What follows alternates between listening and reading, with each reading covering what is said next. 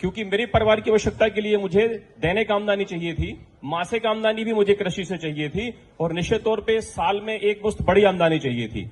और निश्चित तौर पे जब मैं किसानी से रिटायरमेंट लूंगा तो मेरे पास रिटायरमेंट प्लान भी होना चाहिए था, लेकिन ऐसा किसानी में कुछ समझ में नहीं आ रहा था। मैंने पिछले कुछ वर्षों में अपने खेत में कुछ नवाचार किए, कुछ प्रयोग करे और आज मैं इस स्थिति में हूं मैडम कि मैं एक व्यापारी की तरह अपने खेत से नियमित आमदनी निकाल रहा हूं, मैं मासिक आमदनी अपने खेत से निकाल रहा हूं और लगभग वर्ष में एक बड़ी आमदनी मुझे एक मुश्त मिल जा रही है। और इसके साथ ही मैंने कुछ ऐसा प्लान करा है जिससे लगभग 30 साल के बाद अगर मैं जीवित रहा तो मेरे रिटायरमेंट पे 80 लाख से 1 करोड़ रुपए मुझे एक किसान के नाते एनपीएस नेशनल पेंशन स्कीम की तरह मिल जाएगा। और जब मैंने यहां बुंदेलखंड के किसानों से चर्चाएं की, बांदा के किसानों से चर्चाएं की, तो ऑलमोस्ट ये समस्याएं सभी किसानों की थी।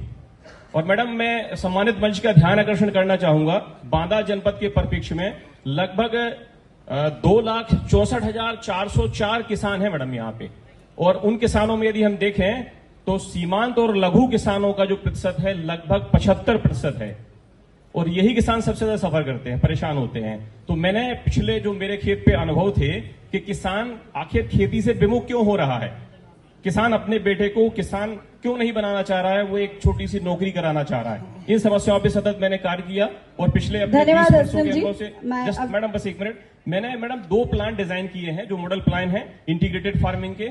इस प्लान को मैं सबमिट करना चाहूंगा सम्मानित मंच के सामने और मैं चाहूंगा कि कम से कम बांदा के 100 किसानों को सिलेक्ट करके ये प्लान अगर लागू करे जाए, निश्चित तौर पे वो किसान समृद्ध बनेंगे, स्वावलंबी बनेंगे और पायलट प्रोजेक्ट की तरह प्रोजेक्ट को हम लागू कर सकते हैं। मैं आपको ये प्लान मैडम सबमिट करना चाहता हूं, प्लीज इसे एक्सेप्ट करें।